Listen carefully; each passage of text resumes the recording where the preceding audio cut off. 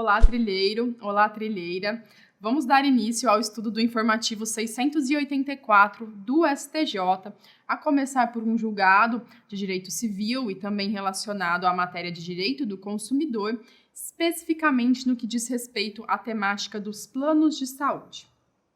Então, pensemos no seguinte caso hipotético. João, cliente de um determinado plano de saúde,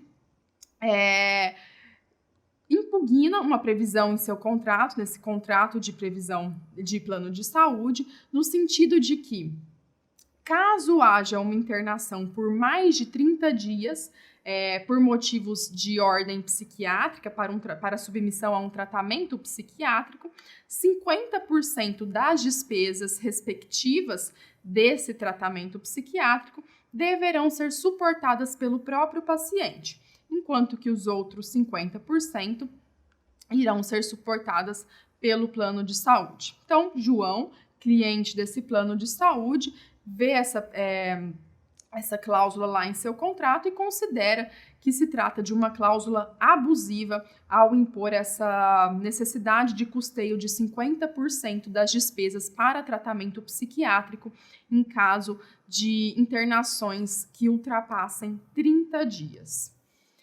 Antes da gente entender aí qual foi, de fato, a decisão trazida pelo STF e antes da gente compreender melhor qual a controvérsia que está por trás desse julgado, vamos falar um pouquinho de plano de saúde. A começar pela distinção entre plano de saúde integral e plano de saúde coparticipativo. O plano de saúde integral é aquele no qual há o pagamento de uma mensalidade fixa, normalmente uma parcela mensal, que não se altera ao longo do plano, ou melhor, que sofre pequenos reajustes ao longo do plano, sendo que, caso o paciente que seja cliente de um plano de saúde integral precise se submeter a um determinado tratamento, ou a um exame, ou mesmo a uma internação, ele não precisar arcar com nenhum valor extra.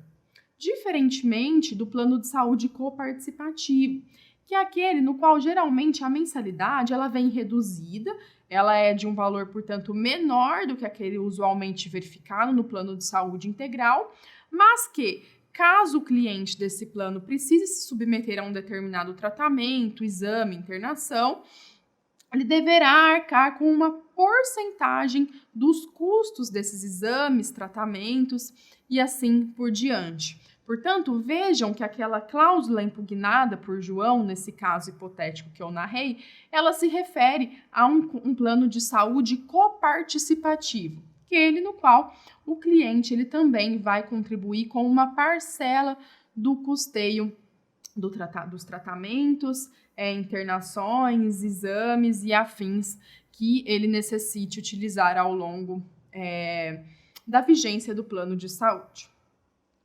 Será que a legislação brasileira ela permite plano de saúde coparticipativo?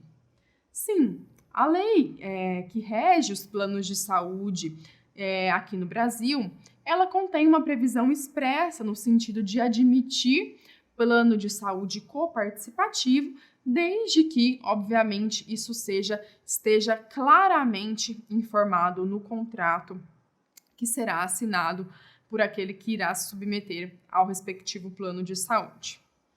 E pensando nas hipóteses de internações psiquiátricas, que dizem respeito justamente ao julgado que estamos analisando. Será que nessas hipóteses de internações psiquiátricas seria possível também a coparticipação? E vamos ver o que decidiu o STF.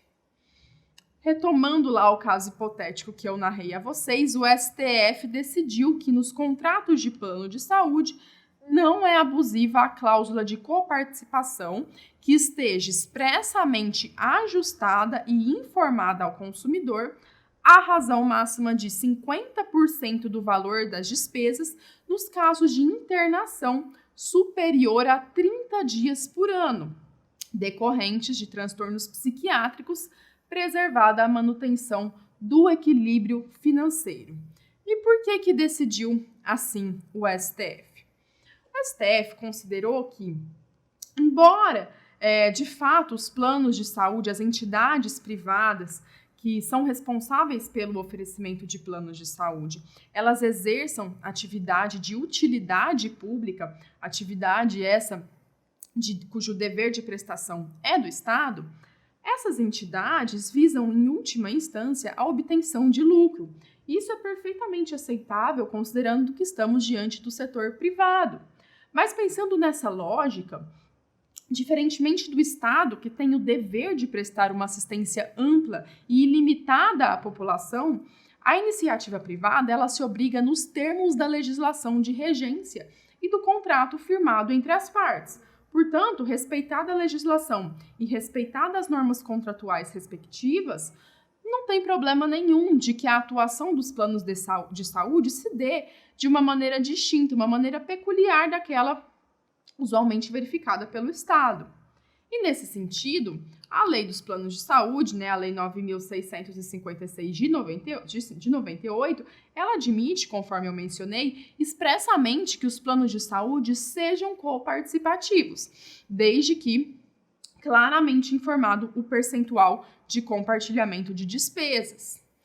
E ainda, pessoal, pensando especificamente nos casos de internação psiquiátrica, nós temos uma resolução normativa da Agência Nacional de Saúde, a resolução normativa de número 428 de 2017, que prevê expressamente também a possibilidade de coparticipação nesses casos de internação psiquiátrica, desde que isso se dê nos seguintes termos. O fator de coparticipação, ele só poderá ser aplicado quando ultrapassados 30 dias de internação. Internação essa contínua ou não. Nos 12 meses de vigência do contrato, Portanto, a coparticipação só vai ser possível quando, pensando num período de 12 meses de vigência do contrato, houver uma internação que ultrapasse 30 dias. Além disso, essa coparticipação ela será de, no máximo, 50%. Portanto, o paciente, o usuário daquele plano de saúde, ele poderá arcar com, no máximo, 50% das despesas necessárias ao seu tratamento psiquiátrico.